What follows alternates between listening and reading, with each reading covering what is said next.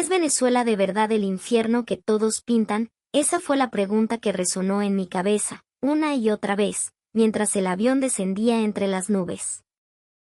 Pero entonces, al cruzar el umbral del Aeropuerto Internacional de Maiquetía, la voz temblorosa de Jean-Pierre Baptiste, un maestro haitiano jubilado de 78 años, rompió el silencio con un grito ahogado que lo cambió todo. ¡Mi Dios! Miguel, esto es un aeropuerto. Esto es el paraíso. Aquel hombre, que había sobrevivido al infierno del terremoto que devastó su país, que subsistía con una pensión mensual inferior a $300 mientras seguía enseñando a sus nietos, acababa de poner un pie en Venezuela por un giro inesperado del destino. 12 maestros jubilados, 12 almas curtidas por la tragedia, la guerra civil y la pobreza extrema, se encontraron en un viaje de 48 horas que redefiniría sus vidas. ¿Saben qué dijeron estos educadores?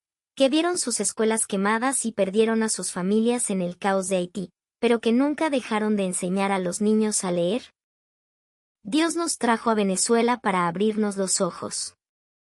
Y las palabras de Antoine Dubois, el exdirector de escuela de 75 años, resonarían mucho más allá de las paredes de su humilde aldea. Tenemos el deber sagrado de contarles a nuestros niños la riqueza que hemos visto aquí.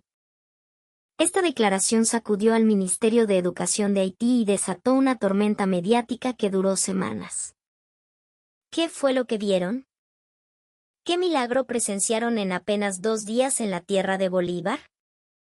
Esta es la crónica de ese milagro de 48 horas, una historia que conmovió hasta la médula a estos venerables maestros de una aldea olvidada. Y se las contaré a través de mis propios ojos, los de Miguel Rodríguez, el intérprete que los acompañó en cada paso de este viaje. Antes de empezar, si le das un me gusta a este video y te suscribes al canal, nos darás una fuerza brutal para seguir contando las historias que el mundo necesita oír sobre Venezuela. ¿Qué tal, mis panas? Soy Miguel, y durante 8 años he tenido el honor de enseñar español en el corazón de Haití. Una boda en Canadá, el sueño que lo inició todo.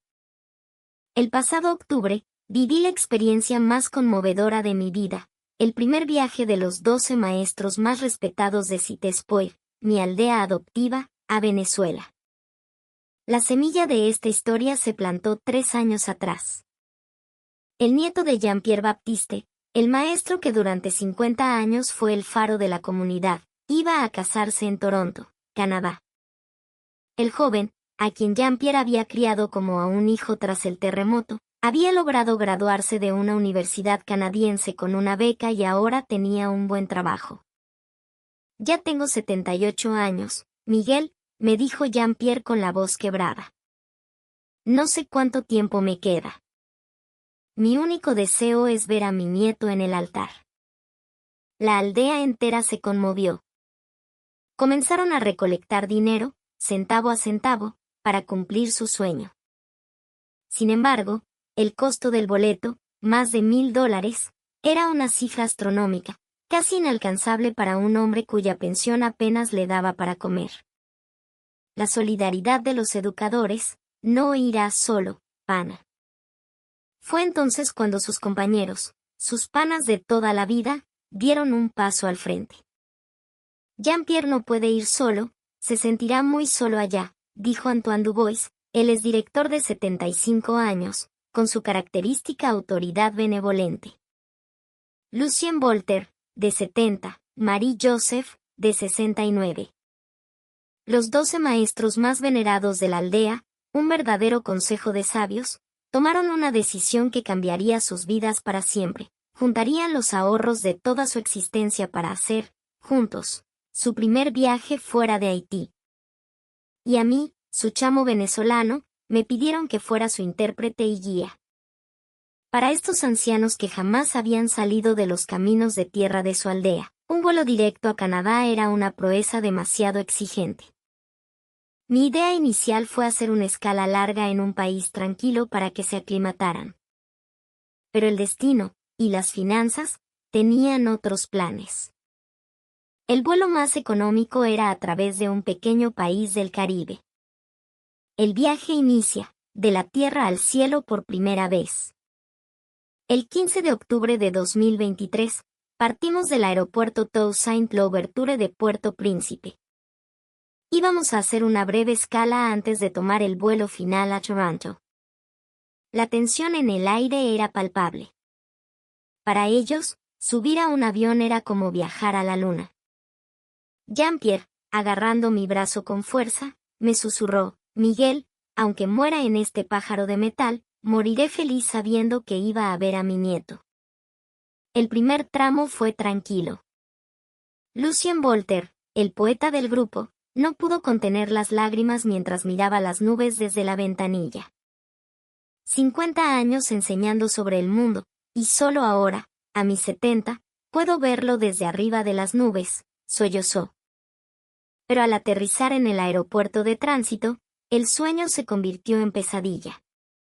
Crisis en el Caribe, atrapados y sin salida. Apenas pusimos un pie en la terminal, un anuncio en altavoz, repetido con urgencia, heló la sangre de todos.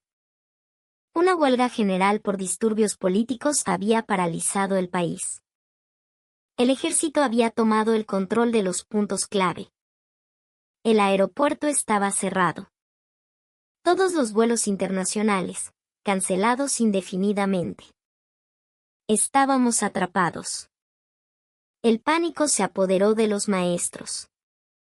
Marie-Joseph, temblando, me preguntó con ojos desorbitados: ¿va a empezar otra guerra? ¿Otra vez? Los fantasmas de la violencia en Haití resurgieron con una fuerza aterradora. Desesperados, consultamos al personal del aeropuerto. Nos dijeron que la única salida segura y viable en ese momento era un vuelo de emergencia que una aerolínea venezolana había dispuesto para repatriar a sus ciudadanos y ayudar a otros pasajeros varados. Su destino, Maiquetía, Venezuela. Hasta ese momento, para ellos, Venezuela era solo un nombre en el mapa, un país del que oían noticias confusas en la radio, un lugar asociado con problemas, pero extrañamente lejano. Sin otra opción, abordamos ese vuelo, un arca de Noé inesperada que nos llevaría a una tierra desconocida. ¿El vuelo a lo desconocido, nos aceptarán, Miguel? En el avión, mientras sobrevolábamos el mar Caribe en la oscuridad, Jean-Pierre se inclinó hacia mí. Chamo, ¿estaremos bien? ¿La gente de tu país nos aceptará? Para ser sincero, yo también estaba lleno de incertidumbre. La barrera del idioma era solo una parte del problema. Un viaje tan largo y estresante era un riesgo enorme para su salud. A las 11 de la noche, aterrizamos.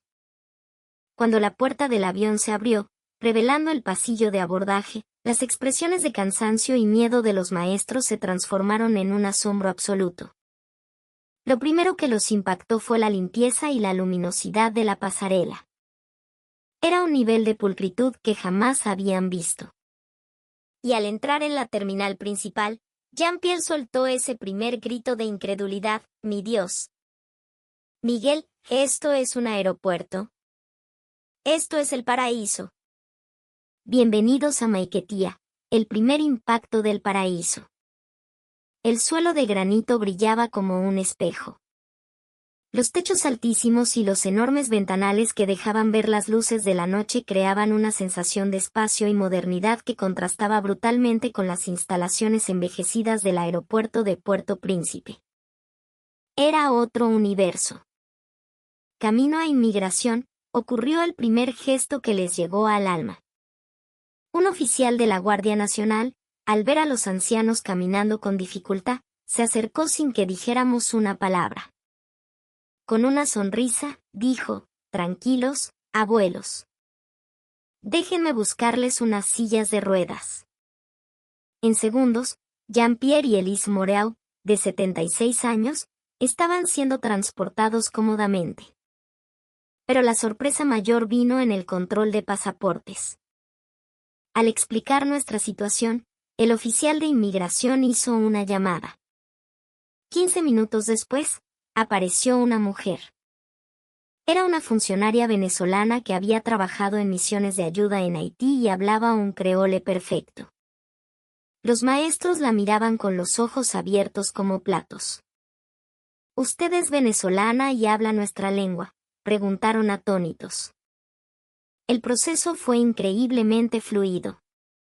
A pesar de ser una entrada de emergencia, cada funcionario nos ayudó con una amabilidad y una paciencia infinitas, desde llenar los formularios hasta gestionar nuestro alojamiento temporal.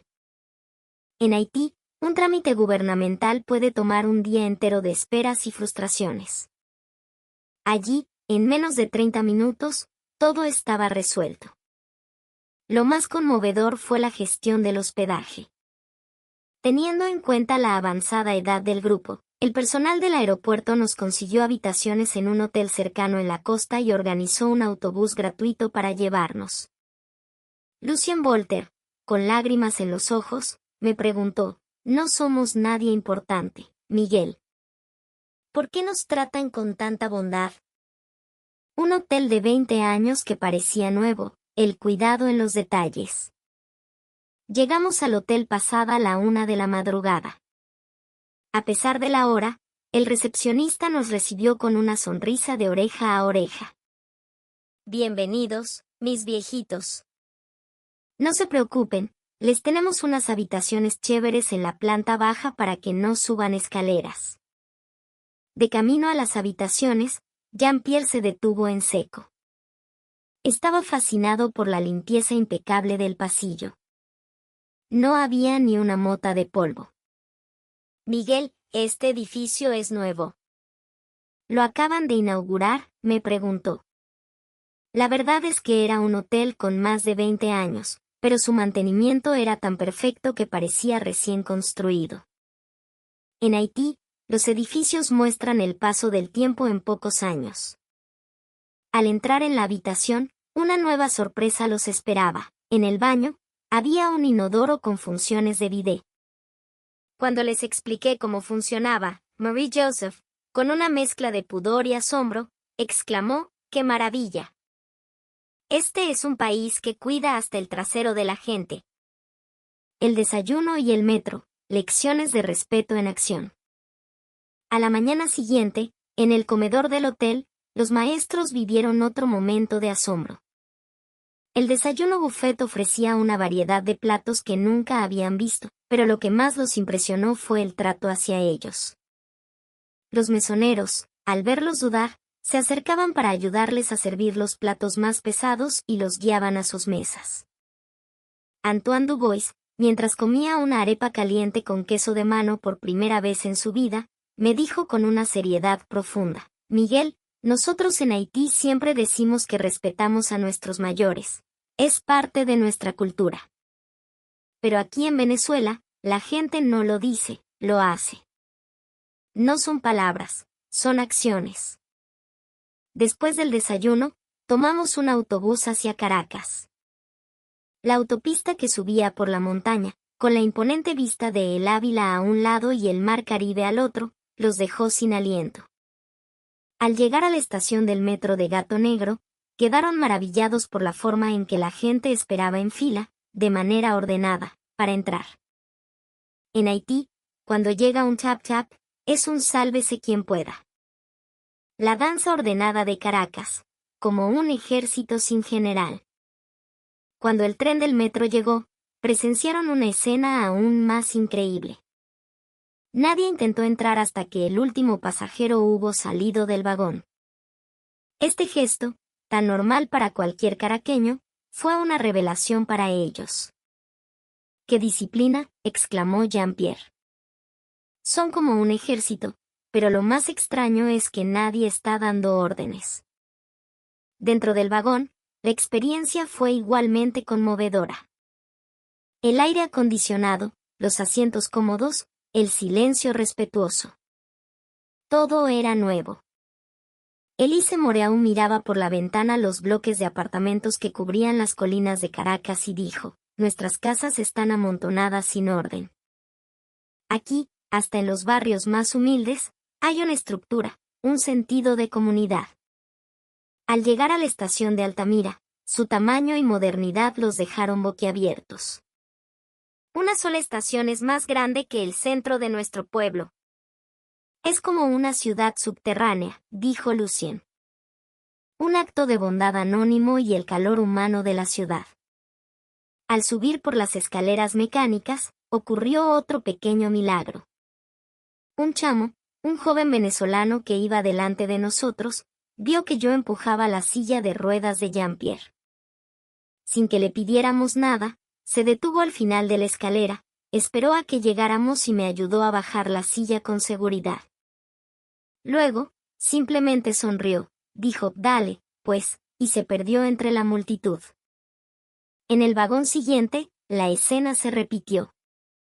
Al vernos entrar, varios jóvenes se levantaron de inmediato, con una sonrisa, para cederle sus asientos a los maestros. Marie Joseph, ya sentada, me dijo en voz baja, en Haití te dicen que hay que respetar a los ancianos, pero en el autobús, rara vez alguien te cede el puesto. Los jóvenes de tu país lo llevan en la sangre. Al salir a la superficie en el este de Caracas, se quedaron sin palabras. No era solo la escala de los edificios modernos, sino la luz. La ciudad brillaba de noche como si fuera de día. ¿Por qué está todo tan iluminado? ¿Hay algún festival?, preguntó Jean-Pierre. Era una noche cualquiera, pero las luces de neón y los faroles la convertían en un espectáculo. En el hotel de la ciudad, la amabilidad continuó.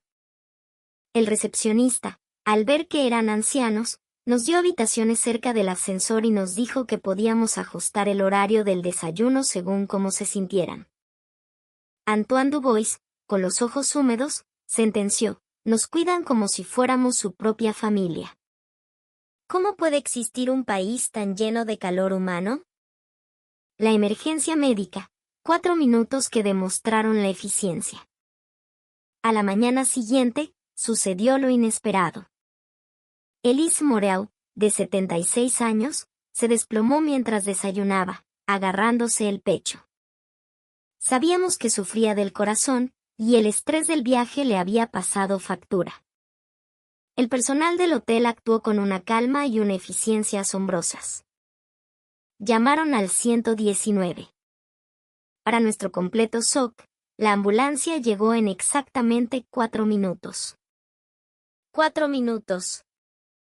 En Haití, esperar una ambulancia puede llevar más de 1 hora, si es que llega.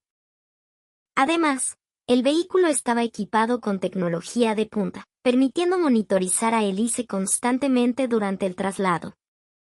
Los paramédicos fueron brutales en su profesionalismo, tratando a la paciente anciana y extranjera con un cuidado y una rapidez ejemplares. Uno de ellos me explicó la situación en un inglés sencillo y aceptó encantado que yo los acompañara como intérprete. Al llegar al hospital Dr. Domingo Luciani, todo funcionó como un reloj suizo. Había un mostrador especial para pacientes extranjeros, y nos asignaron un intérprete del hospital para asegurar que no hubiera malentendidos.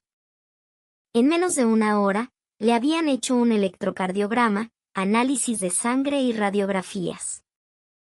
Lo más sorprendente fue el diagnóstico. Afortunadamente, no era nada grave, solo una arritmia temporal causada por el agotamiento. El médico, increíblemente empático, recomendó que pasara la noche en observación. Pero cuando supo que Elise temía perderse la boda de su ahijado, propuso un plan. Enviarían todos los resultados a un hospital en Canadá y prepararían un informe para que pudiera viajar de forma segura. En la farmacia, el trato fue igual de espectacular. El farmacéutico revisó meticulosamente los medicamentos que Elise tomaba en Haití para evitar cualquier contraindicación y nos preparó una guía de medicación escrita en español y creole.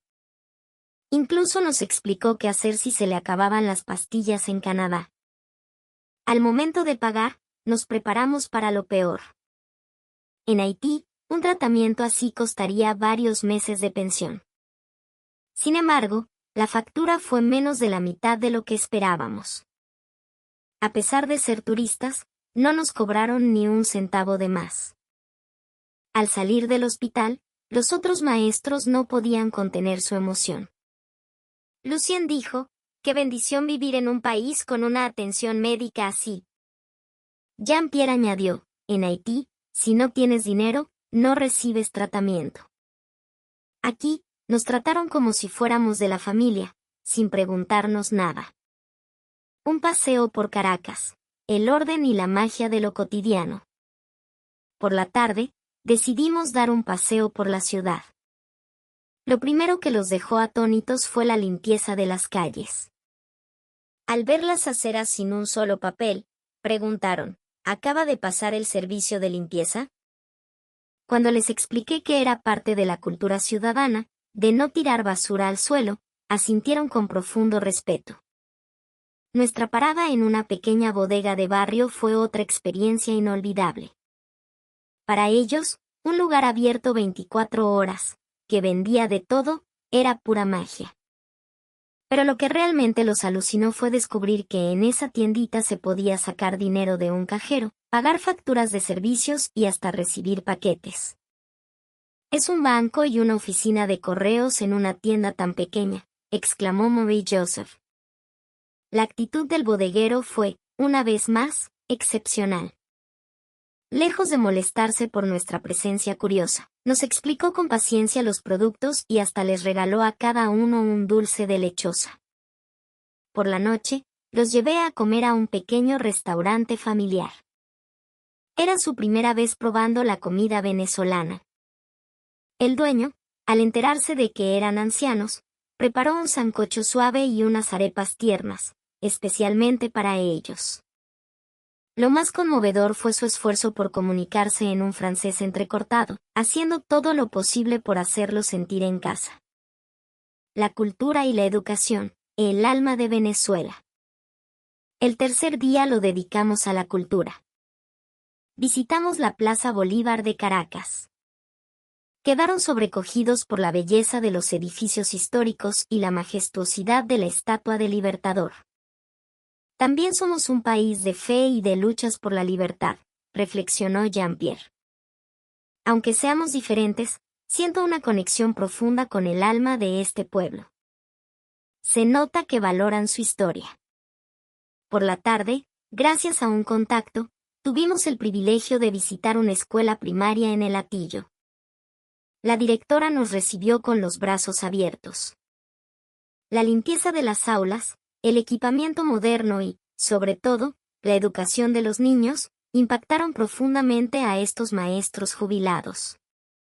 Mientras observaban una clase, Lucien Voltaire no pudo contener las lágrimas. En nuestra aldea, ni siquiera tenemos suficientes pupitres para todos los niños, me dijo con la voz rota. Ver a estos chamos aprendiendo en un ambiente tan maravilloso. Como maestro, siento envidia, pero sobre todo, una alegría inmensa por ellos. Durante el recreo, los niños se acercaron con curiosidad. Los maestros les enseñaron a decir bonjour y merci en creole, y los niños, a su vez, les enseñaron a decir chévere y pana. Aunque no hablaban el mismo idioma, sus almas se comunicaron. Cuando los niños les regalaron figuras de origami que habían hecho, los maestros las recibieron como si fueran el tesoro más preciado del mundo. La despedida, Dios nos dio hasta aquí. A la mañana del cuarto día, llegó el momento de partir hacia Canadá. En el autobús de regreso a Maiquetía, los maestros compartieron sus reflexiones. Lo que hemos visto y vivido en estos 4 días ha cambiado nuestra perspectiva de la vida, dijo Jean-Pierre.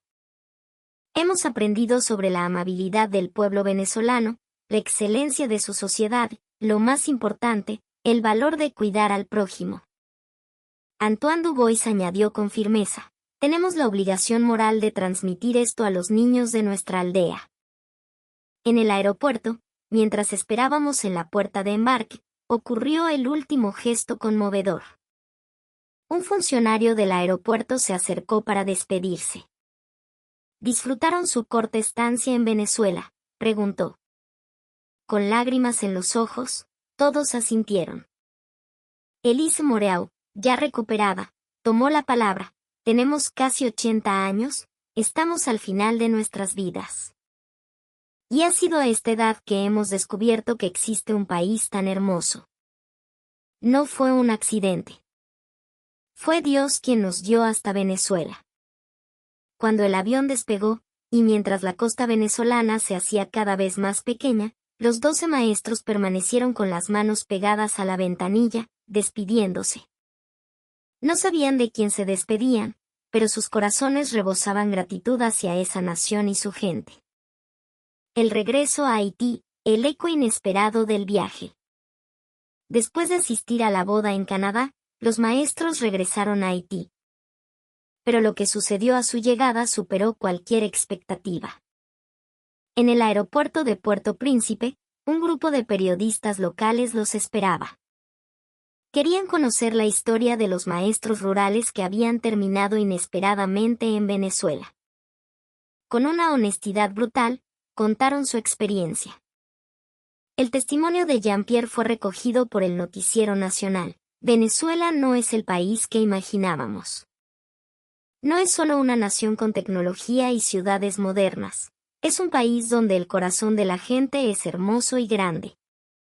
Al día siguiente, el principal periódico de Haití publicó un reportaje en primera plana titulado El descubrimiento venezolano de los maestros de aldea.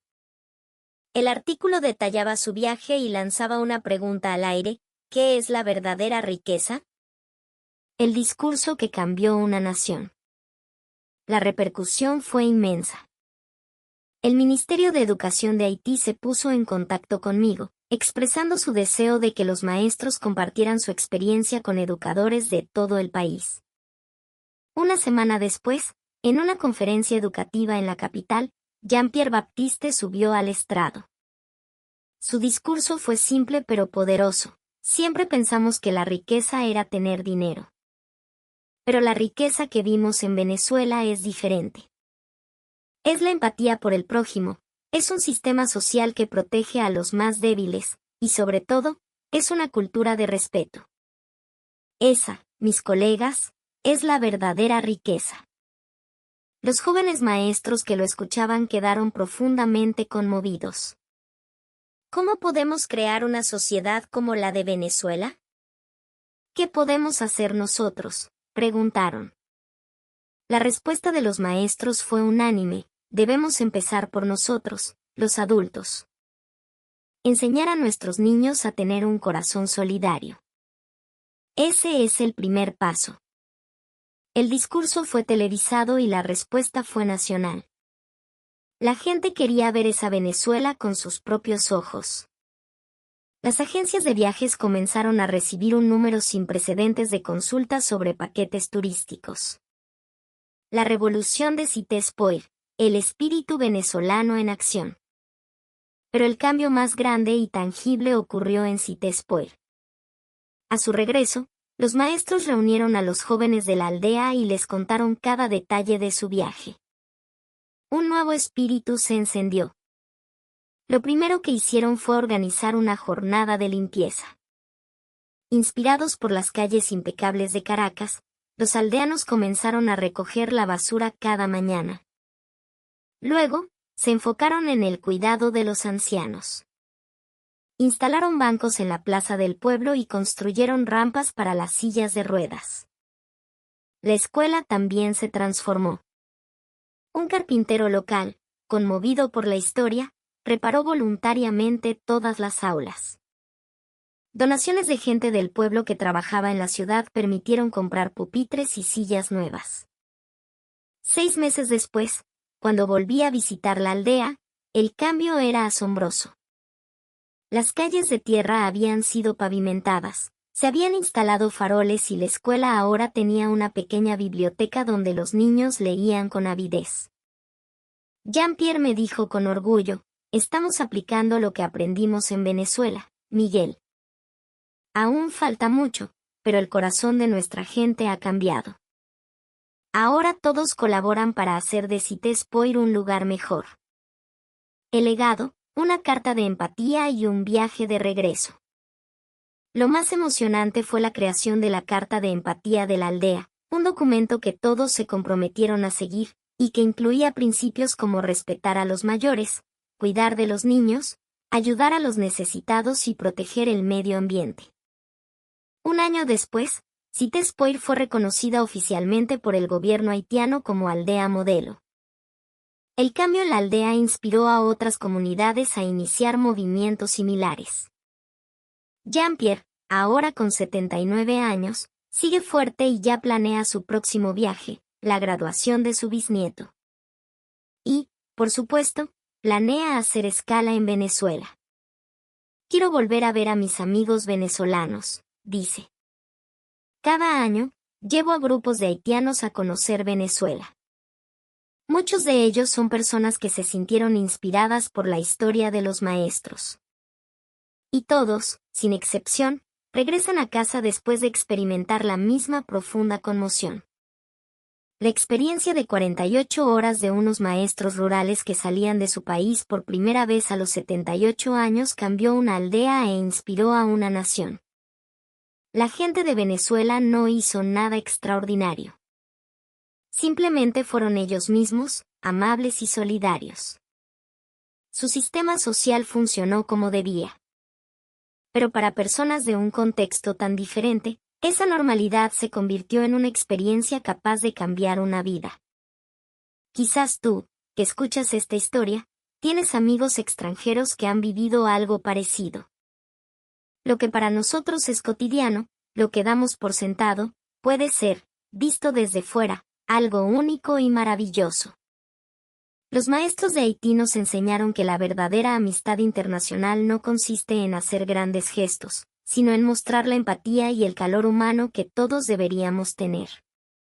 Aquí termina la historia de hoy. El viaje de 48 horas que transformó la vida de 12 maestros jubilados de Haití. ¿Qué te ha parecido? Por favor, deja en los comentarios un mensaje de aliento para estos héroes. Si te ha gustado esta historia, dale a me gusta y suscríbete al canal. Gracias por acompañarnos.